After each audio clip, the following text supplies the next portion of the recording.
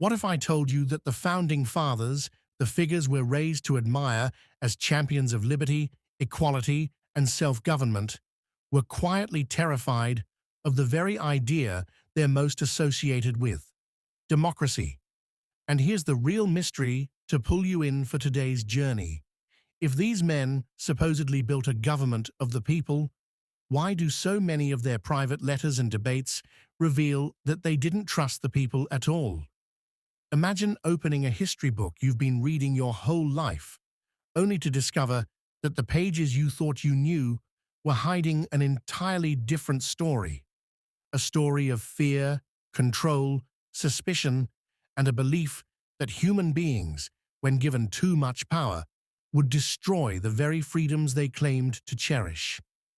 Today, you're about to learn why the founders insisted on creating a republic wrapped in safeguards, choke points, and firewalls, barriers that were intentionally designed to keep ordinary citizens at arm's length from political decision-making. In this episode, we're pulling back the curtain on the founders' secret anxiety that democracy was not the solution, but a threat. We'll explore the philosophical battles that shaped their fears, the real-life events that traumatized them, and the structural weapons they embedded into the Constitution to keep the public's power in check. We'll uncover what they were right about, what they misunderstood, and how those fears still shape modern America in ways most people have never imagined. So sit back, because today's story doesn't just challenge the traditional myth of the Founding Fathers, it destroys it. And when we're done, you'll never look at the American government the same way again. To grasp why the founders feared democracy, you have to understand the world they lived in. Not the polished history textbook world, but the raw, violent, unpredictable world beneath it. They weren't sitting around in quiet offices theorizing about the future. They were living in a nation where political violence wasn't just a possibility, it was a weekly occurrence. Before and during the American Revolution, they witnessed riots over taxes, mobs storming jails to free prisoners, angry crowds surrounding courthouses, and vigilante groups taking justice into their own hands. These weren't polite demonstrations. They were wild, chaotic, and often deadly. Events like the Stamp Act riots shook elite families. Boston mobs destroyed property and burned officials in effigy. Regulators in the Carolinas rose up against local elites. And then came Shays' Rebellion, a moment that seared itself into the founders' minds. In 1786, hundreds of angry farmers, many of them war veterans, marched with weapons, shut down courts, and challenged state government authority. To the founders, this wasn't just a rebellion. It was evidence of what could happen if ordinary citizens held unchecked power.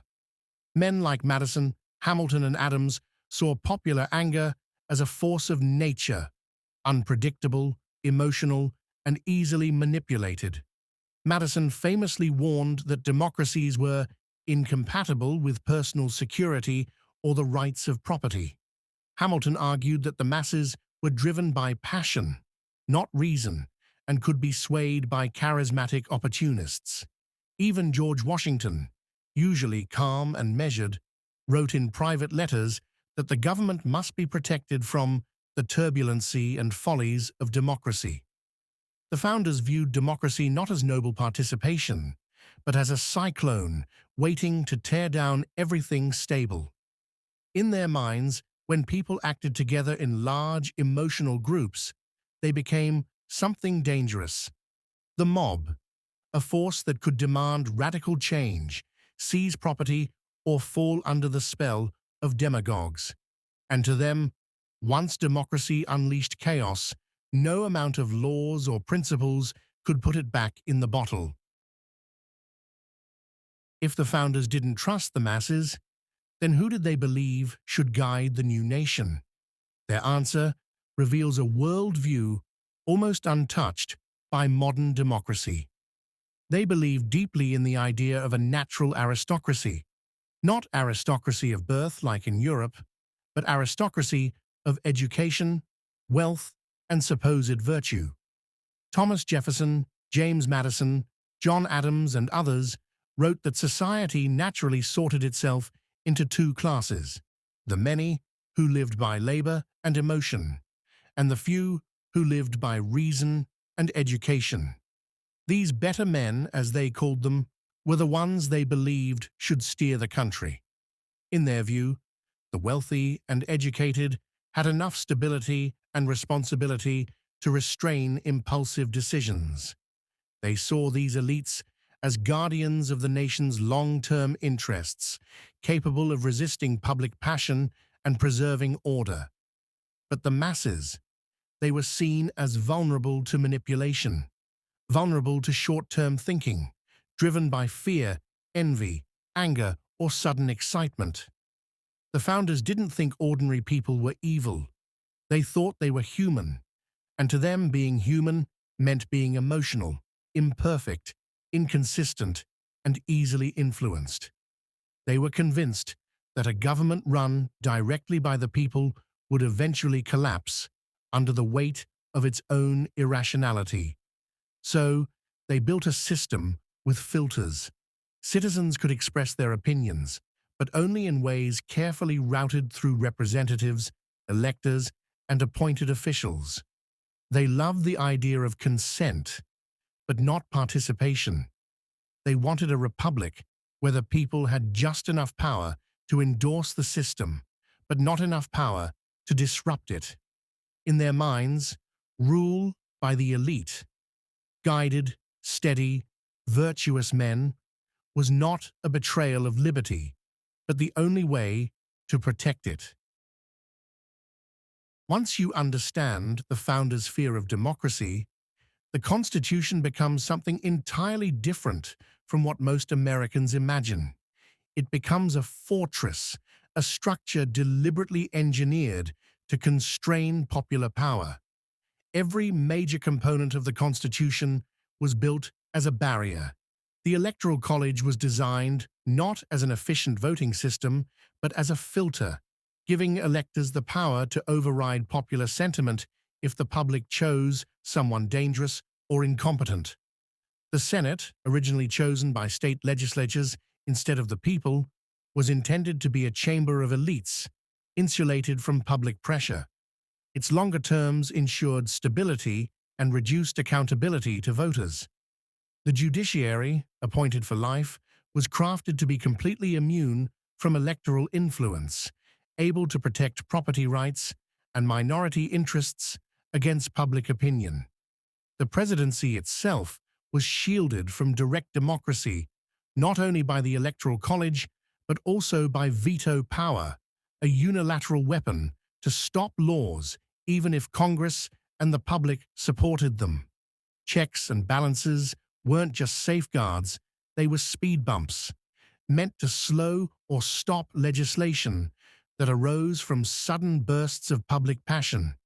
And then there's the amendment process, intentionally slow, intentionally difficult, intentionally resistant to popular demands. The founders created a government that could absorb public anger without bending to it. They constructed a system where change was possible, but only after long reflection and widespread consensus, never through quick emotional action. In their eyes, the Constitution wasn't a celebration of democracy at all. It was a dam holding back the floodwaters of public irrationality. The founders feared democracy, but not because they were power-hungry monarchists. Their fear came from a philosophical paradox, the idea that democracy, if left unchecked, could destroy liberty. They genuinely believed that majority rule could turn into majority tyranny. To them, freedom wasn't simply the ability to vote or participate. Freedom required stability, predictability, protection of rights, and a system that prevented emotional majorities from stripping away the liberties of the minority. But when they talked about minorities, they meant something very different from what we mean today. They meant minorities of wealth, property, and influence, the elite class. They feared that democracy would lead to redistribution of wealth, cancellation of debts, seizure of property, and radical social leveling. They feared that short-term passions would lead to long-term disasters. In their worldview, democracy wasn't the antidote to tyranny. It was another form of tyranny waiting to happen. They worried that people would vote for leaders who promised dramatic change, instability, or revenge. They worried that demagogues would exploit anger to gain power. They worried that emotional majorities might vote away the very freedoms the revolution had fought for. So, paradoxically, they saw limiting democracy as a way of preserving liberty. By protecting property owners, insulating decision-makers, slowing down legislation, and filtering public opinion through representatives, they believed they were preventing the collapse of the system. Their great irony, the heart of their philosophy, was this: too much democracy could destroy freedom, but too little democracy could destroy legitimacy. Their solution was a delicate, fragile balance, one we still struggle with today. The founders' fears weren't baseless. They'd seen the destructive potential of mob rule, and history since then has offered examples where popular anger has fueled terrible outcomes. But their mistake wasn't that they feared human passion, it was that they assumed the solution was to restrict participation, rather than expand education, communication, and civic responsibility.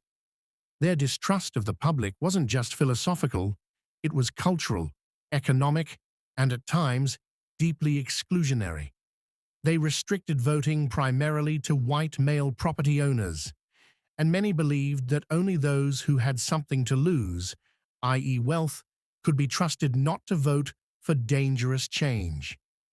They failed to recognize that excluding huge segments of the population from political power would eventually create instability, resentment, and conflict. They underestimated the capacity of ordinary people to engage in self-government when given the tools and opportunities.